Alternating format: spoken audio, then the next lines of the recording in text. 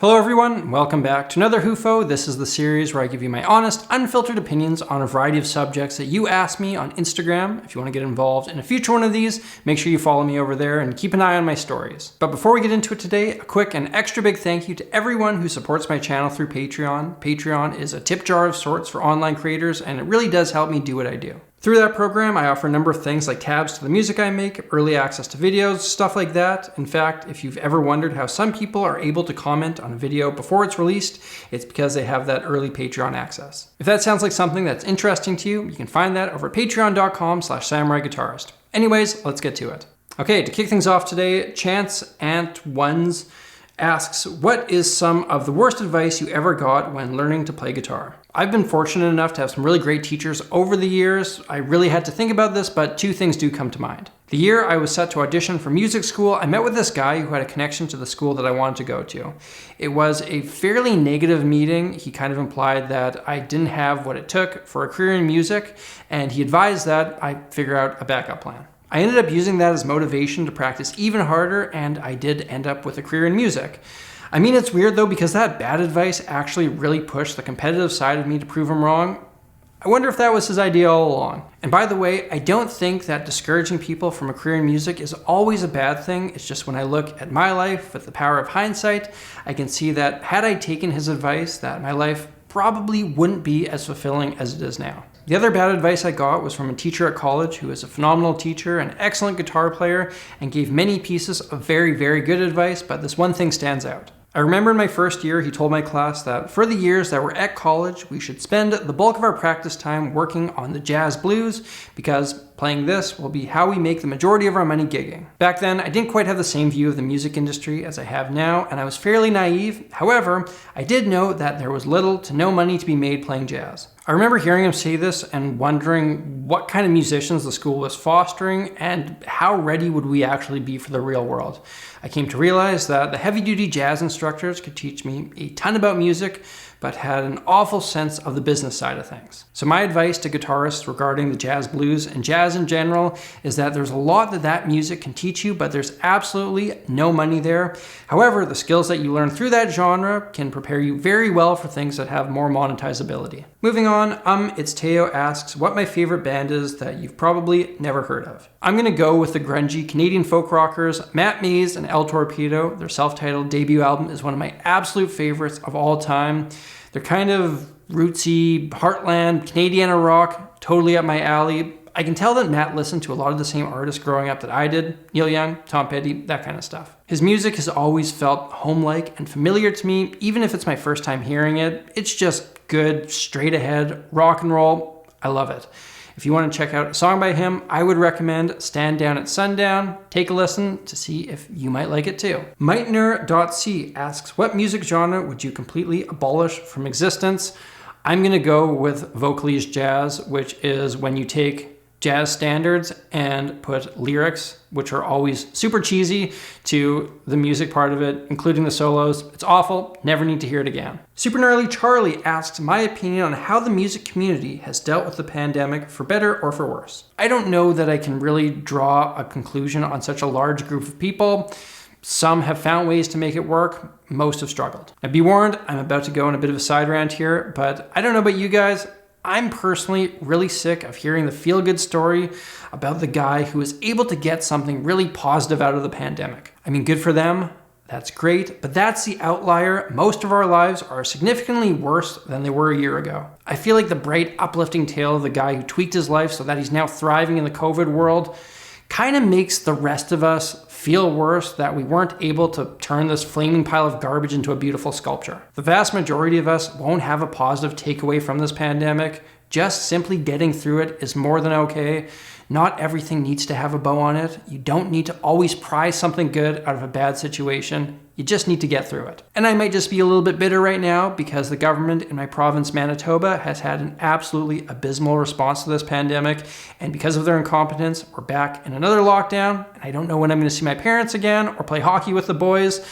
So when somebody comes along and says that COVID has been the best time of their life, I just want to say, that's great, but please off because I don't want to hear about it. Okay, now that I got that out of my system, Caleb McCardle asks, Since I now have a baby, how do I feel about kids' music? I have no intention of playing my son kids' music. I don't think it's harmful for a child, but I also don't think it's any better for their development than normal music. I suspect that music made for kids is more of a business than a developmental tool, and I've heard enough of it to know that if I have to listen to a lot of it, it's going to drive me up the wall. Children's music is certainly better than no music at all, but hearing a wide variety of music growing up and having a dad that sings to you and plays you songs all the time is probably significantly better. Man, I feel like this HUFO is significantly more ragey than most of them.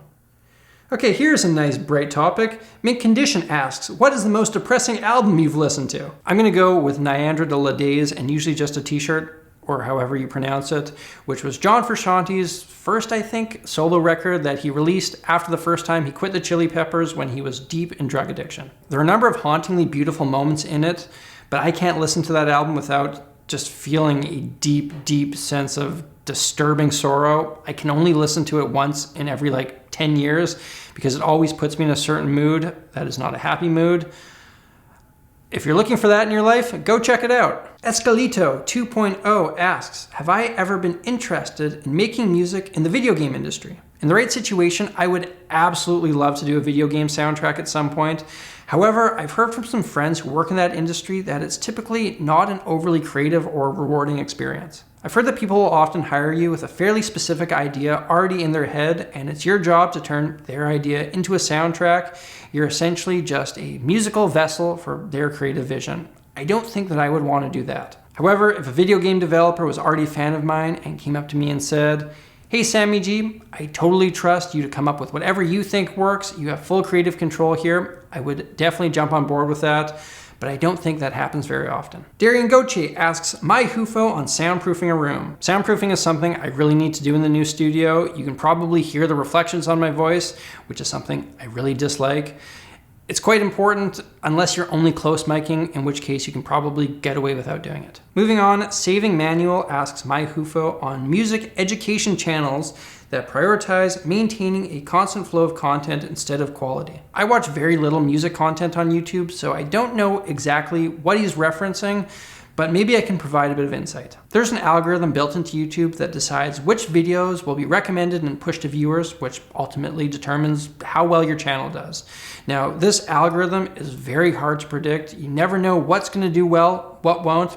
I've had videos that I thought would do really well that totally bombed, and I've had videos that I thought were subpar that got tons of views. The problem with only making super high effort videos is that obviously they take a lot of time, and when you invest a ton into something that you think is great and it flops, it's very, very discouraging, especially when this is your job. So if you have a lot of quantity, you get less invested in one project and give yourself more chances for a video to get propelled by the algorithm. I certainly understand why some people would go that route. I try to find a balance here, but I mean, look at this HUFO video. This video in its entirety will take me a night or two to make. There are videos that I've put weeks into that got far less views than this one will. Now don't get me wrong, I do really enjoy doing these videos too, but if all I ever did was that high quality content that took a lot of effort to make, I wouldn't still be doing this, I would be completely burnt out. I need to be able to do easy videos now and then that require much less effort and creative energy so that I'm able to put a lot into those bigger, higher quality videos. And this also makes it so that there isn't a ton of pressure on those videos to do well. I know this isn't exactly what you were asking me about, but I hope it shines a little bit of light on the topic. Next up, Martin Cortez sent me this. If you suddenly lost the ability to play guitar, would you start learning again? I don't think I would. One of the things I've always loved about guitar is the feeling I get when I'm working on something new.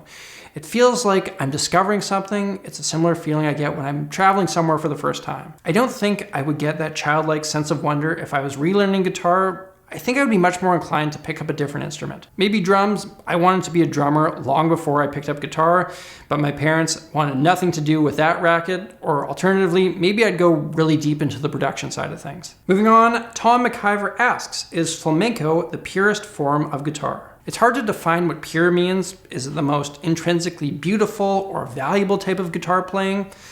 I would say no, it's fine, but it's no better than, say, gypsy jazz. I believe after a certain level, you can't say that one musician or type of music is better than the other. They're just different artistic expressions, and it's pointless to try to turn it into a competition. GD the Ninja Killer asks, my HUFO on whether or not jazz is dying. When most people talk about jazz, I think they're talking about the traditional group that plays bebop standards, in which case that kind of music has been on life support for decades. It's kept alive by the school system. One generation of jazz musician makes their living teaching the next generation of jazz musician, who makes their living teaching the next generation. This cycle keeps the music alive. People who go to jazz shows and buy jazz albums are jazz musicians themselves. At least this is what I saw when I was somewhat plugged into that scene in Toronto. You'd have a hard time finding a jazz fan who wasn't themselves a jazz musician, even though this wasn't always the case. However, there are elements of jazz that are alive and well in other genres. Things like improvisation, advanced harmony, certain rhythms can be found in other music that appeals to a broader audience. Does that make those other genres jazz? What even defines jazz? I don't really know, but if you define jazz as playing standards with a quartet, then it's not necessarily dead, but it's in a coma and the doctor says it's not coming out. And last, of course, a ton of people asked my HUFO on the US election. I'll tell you how I feel about this once and hopefully I won't have to talk about it again. 4 years ago, I remember texting some American friends and saying something like, you know, this is an unfortunate situation, but it probably won't be as bad as we're all making it out to be. I was wrong, it was worse. There was a poll that came out a little while ago that said something like 84% of Canadians disapproved of Donald Trump. So I feel fairly comfortable saying that Canada has watched the US with some degree of horror over the last 4 years, especially since the pandemic started. Our countries are deeply tied together, and it's not like we can just shut it out. American politics affect us, and being the smaller country, they certainly affect us more than our politics affect them. For example, I've watched the conservative premier of my province and his health minister seemingly take cues from the Trump administration as to how to deal with this pandemic, and let me tell you, it is an absolute mess here right now. They've deflected the blame to other political parties, they've cast doubt on the scientists and the experts, they've refused to act proactively, that kind of thing. And I don't know that that happens if Donald Trump doesn't set that example first. This is one example of something that I personally disapprove of. I could probably make an entire video series on this subject, but I'm not going to do that. I'm going to talk about this once and then get back to talking about music. This video is my honest, unfiltered opinions. That's what you're getting today. So to answer the original question, what do I think about the US election? I'm glad to see Joe Biden win in a convincing way, but I'm a little bit concerned that it wasn't a complete rejection of the former administration. I have a lot of love for America, and I really do want the best for the American people. I feel a certain degree of hope now that there's a rational human being captaining the ship, but I feel like the work is only just beginning. In my ideal world, the general election is Republican Joe Biden versus Democrat Bernie Sanders versus some other equal party headed by Andrew Yang. However, you can't always get what you want, and the election results were certainly better than the alternative. All right, there you have it. Those are my opinions on a bunch of things that you guys asked me about. If you want to get involved in a future one of these, make sure you follow me over on Instagram. An extra big thank you to everyone who supports my channel through Patreon. If you want to get involved in that program, you can hit that link over there. If you're new here, hit that subscribe button and stay tuned for a wide range of musical content. If you want to get caught up in the HUFO series, you can click that link up there. Until next time, even if you don't agree with my opinions, thank you for watching. I'll see you again soon.